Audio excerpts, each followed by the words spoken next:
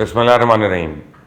آخر کار کل وہ دن آ رہا ہے کہ جب ایک جانب ورلڈ ٹریڈ سینٹر پہ سوگ منایا جا رہا ہوگا اور دوسری جانب کابل میں طالبان کی نئی حکومت حلف اٹھا رہی ہوگی۔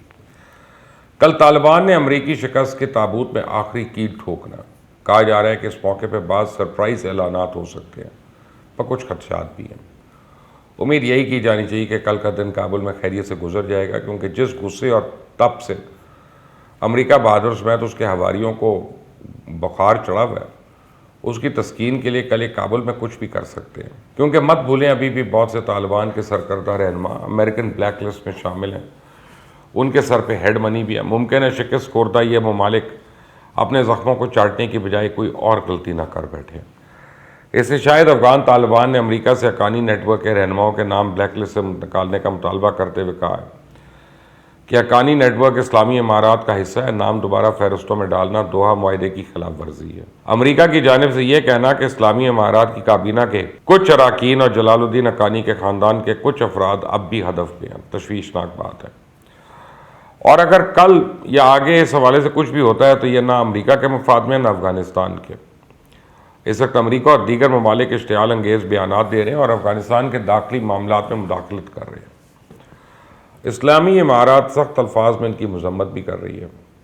اب مجھے نہیں لگتا کل کے حقانی نیٹ ورک کے اہم رہنما بغیر کسی ایشورٹی کے کھل کر کل کے تقریب میں شریک ہوں گے۔ اللہ کرے میرا یہ ڈر غلط ثابت ہو، کیونکہ جیسا گزشتہ دنوں میں برطانوی خفیہ ایجنسی MI6 کے سربراہ، امریکی CIA کے سربراہ، رشین مشیر قومی سلامتی نے نئی دہلی کا دورہ کیا اور اجیت ڈول کے ساتھ خصوصی ملاقاتیں کی، اور آج رشیا نے کل کی تقریب میں شریک نہ ہونے کا اعلان کر دیا۔ اس سے اس بات کو تو تقویت ملتی ہے کہ کچھ ممالک نئی سازش پہ کام کرنا شروع ہو گئے۔ اگر افغانستان میں تیزی سے رونما ہوتی ہوئی تبدیلی کو بگاڑ کی طرف لے جانے کی جو کوشش کی جا رہی ہے برادر ممالک میں، پاکستان مخالف مظاہرے کروانے اور اندرون پاکستان دہشت گردی کی جو وارداتیں کی جا رہی ہیں، ان میں کون سا غیر ملکی ہاتھ ملوث ہے؟ یہ کوئی ڈھکی چھپی بات ہے؟ آپ سوچ لیں۔ آپ دیکھیں، طالبان کے پنجشیر پہ کنٹرول کے بعد ایرانی حکومت، میڈیا، سیاستدان مخالفت میں پیش ہے۔ اب ایرانی حکومت طالبان مخالفت میں ایک قدم اور آگے بڑھ گئی۔ طالبان کو چڑھانے کے لیے تہران میں سڑک کا نام پنجشیر رکھ دیا گیا۔ پھر ہزاروں ویب سائٹ کے ذریعے ڈس انفارمیشن کے حربے اور بیرونی اور اندرونی ذرائع سے ہائبرڈ وار کے ہتھ کنڈوں کو سامنے رکھا جائے تو علاقائی تصادم کے خطرات کو نظر انداز کرنا آسان نہیں ہے۔ دراصل دنیا نے جب سے یہ سنا اور دیکھا کہ طالبان نے کابل پہ کنٹرول بھی کر لیا اور کوئی بڑا خون خرابہ نہیں ہوا، تب سے وابستہ مفادات اس صورتحال سے خوش نہیں۔ ان کی خوشی افغانستان میں امن و امان کی صورتحال کے بگڑنے میں ہے، سنورنے سے نہیں۔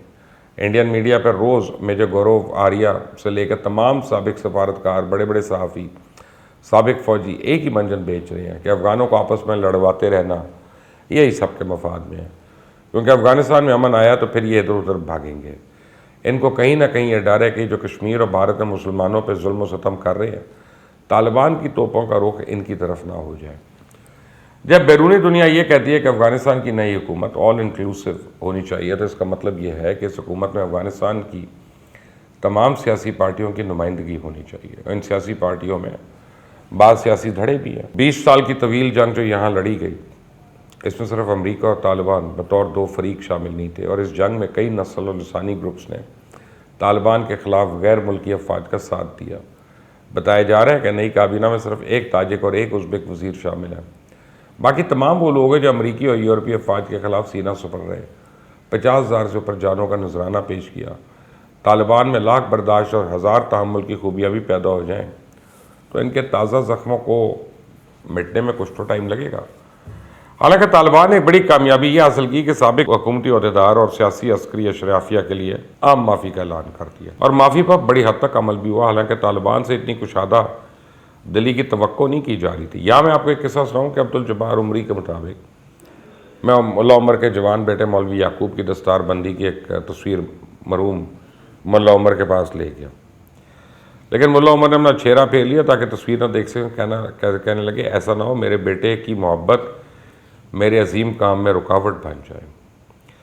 پھر حقانی خاندان نے اپنے 52 سے زیادہ رشتہ دار اس جنگ میں قربان کر دیے۔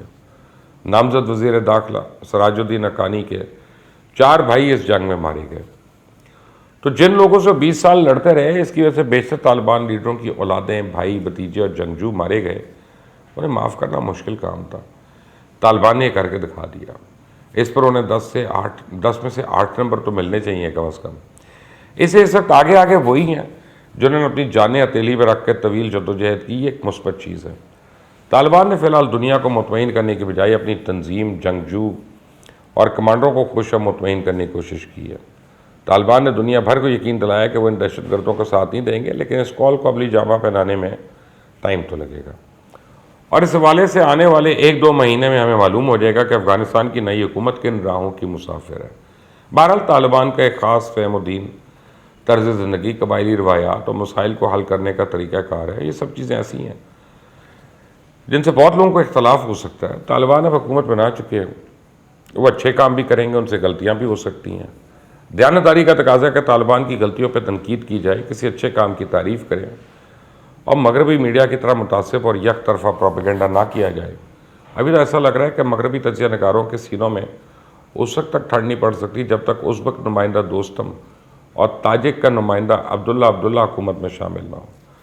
طالبان کہتے ہیں ایسا کرنا ان کے نزدیک نہ صرف شہداء کے خون سے غداری ہے، بلکہ اسلامی شریعت کے نفاذ کے مقصد کے اس سے بھی منہ موڑنے کے مترادف ہے۔ اب گزشتہ دنوں مشہور جریدہ دی ایکانومسٹ نے امریکہ کے افغانستان سے رخصتی پہ ایک طویل رپورٹ مرتب کی ہے، جس میں 2 اہم تجزیہ نگاروں یعنی نینسی لنڈسٹریم اور جوناتھن نیل نے لکھا ہے کہ اس رپورٹ کا آغاز اس فکرے سے ہوتا ہے کہ a lot of nonsense about Afghanistan is being written in Britain and United States۔ انہوں نے 6 حقائق بیان کیے، جن میں سے یہ ہے کہ saving Afghan women is to justify occupation. Taliban کو گزشتہ 1.5 سال سے انہی 2 شیطانی حربوں سے ڈرایا جا رہا تھا۔ وسیع البنیاد حکومت بناؤ، عورتوں کے حقوق کا خیال رکھو تو بچ جاؤ گے، ورنہ بھوک تمہارا پیچھا کرے گی۔ پر طالبان نے ثابت کیا کہ ان کی حکومت میں وہی محترم و معزز ہوگا جس کی اللہ کے راستے میں جہاد اور نظام اسلام کے نفاذ کے لیے خدمات ہوں گی۔ طالبان حکومت کا تو ہمیشہ سے یہ دستور رہا ہے کہ ان کے امیر المومنین تک عالمی طاقتوں کی رسائی بڑی کم ہوتی ہے۔ معاملات نیچے بنائے گئے، انتظامی ڈھانچے سے طے کیے جاتے ہیں، لیکن فیصلے کا اختیار صرف اور صرف امیر المومنین کے پاس ہوتا ہے، جو کہ ملا عمر کے پاس تھا۔ آخر میں اتنا ہی کہوں گا کہ قوموں کا عروج ہو یا زوال مہینوں، برسوں، دہائیوں اور صدیوں کے فیصلوں پہ محیط سلسلہ ہوتا ہے۔ اسی اصول پہ طالبان کے طرز حکومت اور کردار کو جانچنا ہوگا، اور امریکہ سمیت IMF والے افغانستان کی کوئی مالی مدد کرتے ہیں یا نہیں، امریکہ $9 ارب کی رقم واپس کرتا ہے یا اسے دبا کر بیٹھا رہتا ہے۔ ان تمام معاملات اور موضوعات پہ جو بھی پیش رفت ہوگی، اس کا رخ بھی دنیا کو پتہ چل جائے گا کہ دنیا افغانستان میں امن چاہتی ہے یا پھر بھوک، افلاس اور ننگ۔ فیصلہ تو مہذب دنیا نے کرنا ہے۔ اللہ حافظ۔